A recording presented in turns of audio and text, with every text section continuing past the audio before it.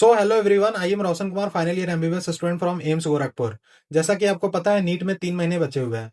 तो तीन चीजें सबसे ज्यादा इंपॉर्टेंट है। एक है सिलेबस कंप्लीशन, दूसरा है रिवीजन और तीसरा है टेस्ट। कम से कम आपको डेली 12 घंटे पढ़ने ही होंगे।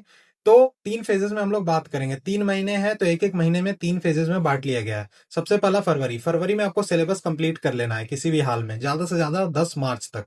ठीक। और एक रिवीजन कम से कम आपको कर लेना है पूरा सिलेबस का, जिससे आपको ओवरऑल आइडिया मिल सके। और हर वीक आपको एक टेस्ट देना है, उसको प्रॉपरली एनालाइज करना है। और एनालाइज करने के बाद, एनालिसिस करने के बाद आपको वीक टॉपिक मिलेगा और उस वीक टॉपिक को बार बार आपको रिवाइज करना है और साथ में पीवाईक्यू सॉल्व करते रहना है, जिससे आपका एग्जाम में गलत होने का चांस कम हो जाए। ठीक। ये हो गया फरवरी। मार्च में आपको क्या करना है सर? मार्च में आपको रिवीजन ही करना है, क्योंकि सिलेबस आपका कंप्लीट हो चुका है। बार बार रिवाइज करो और टेस्ट को हर 3 दिन पे दो। उसका प्रॉपर एनालिसिस करना जरूरी है। इससे क्या होगा, आपका स्पीड बढ़ेगा।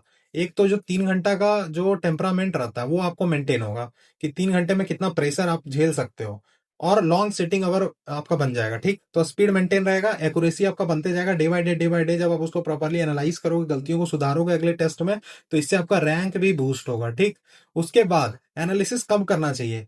भाई, अगर आपने टेस्ट आज दिया है तो एनालिसिस भी आज ही करो, क्योंकि आपको याद रहता है कि आपने क्या सोच के इस आंसर को मार्क किया था जो गलत हो गया। इससे आपको सिली मिस्टेक पता चल जाएगा कि कौन सा सिली मिस्टेक था, कॉन्सेप्चुअल मिस्टेक कौन सा था और तुक्का वाला कौन सा था। और तीसरा, कुछ कुछ लोगों का आदत नहीं रहता है, तो आप अचानक से एग्जाम में जाओगे तो आप अपना जो कॉन्फिडेंस है वो लूज कर दोगे। ठीक। तो इसीलिए आपको बार बार टेस्ट देना है और उसका एनालाइज करना है, ताकि आपको एक टेम्परामेंट मिल सके। तो टाइम मैनेजमेंट इशू भी आपका सॉल्व हो जाएगा। ठीक।